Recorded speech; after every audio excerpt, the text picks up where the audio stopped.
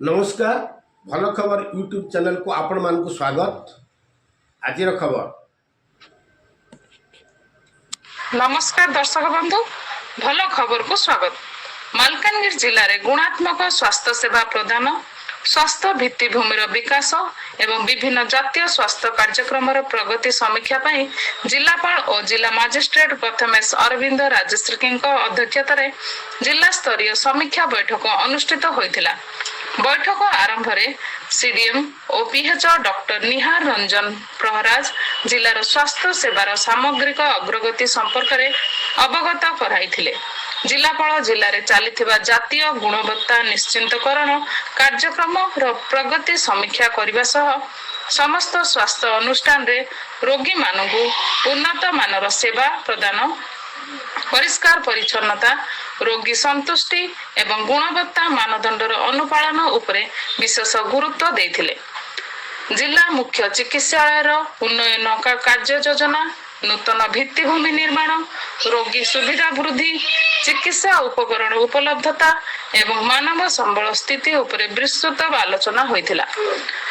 स्वास्थ्य अनुष्ठान गुड़िकरे आवश्यक भित्तिभूमिर विकास और उन्नति पाई जिलापाल आवश्यक परामर्श देथिले। बैठक में मलेरिया, क्षय रोग, अणसंक्रामक रोग, राष्ट्रीय बाल स्वास्थ्य कार्यक्रम, मातृ स्वास्थ्य और शिशु स्वास्थ्य संबंधी विभिन्न सूचकर समीक्षा करा जायथिला। गर्भवती महिला नियमित स्वास्थ्य परीक्षा, सुरक्षित प्रसव, शिशु टीकाकरण, रक्तहीनता नियंत्रण एवं उच्च झुंपपूर्ण मातृ और शिशु चिन्हट और अनुध्यान उपर गुरुत्व दिया जायथिला।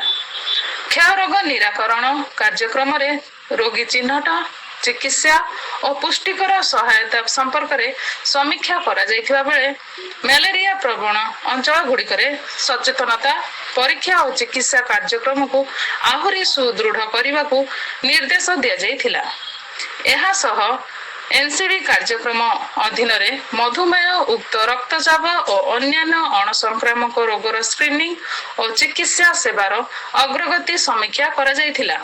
आसंता डायरिया नियंत्रण मास पालन पई समस्त प्रस्तुति, ओआरएस और जिंक बंटन, सचेतनता कार्यक्रम एवं ग्रामांचल रे व्यापक प्रचार प्रसार उपरे आलोचना होइथिला। सेहिपरि पल्स पोलियो कार्यक्रम सफल कार्यान्वयन पाई आवश्यक पदक्षेप और प्रस्तुतिर समीक्षा करा जायथिला।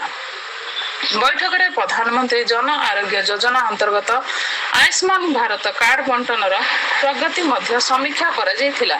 योग्य हिताधिकारी मानक निकट रे कार्ड पहुंचाइबा एवं योजनार सर्वाधिक सुविधा लोक उपलब्ध कराइबा पई जिलापाल अधिकारी मानक निर्देश देथिले।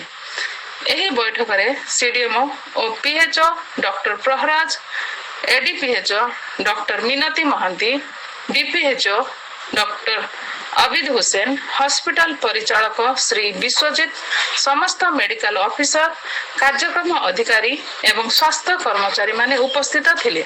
शेष रे डीपीएम डॉक्टर मौसुमी मिश्र धन्यवाद अर्पण करी समस्त अधिकारी, मेडिकल ऑफिसर और कर्मचारी सहयोग पाई कृतज्ञता जणाइथिले। आपण माने हमर भल खबर यूट्यूब चैनल देखी आपणकर सुचिंतित मतामत दियंतु। सब्सक्राइब और शेयर करी लाइक कमेंट दियंतु। धन्यवाद। नमस्कार।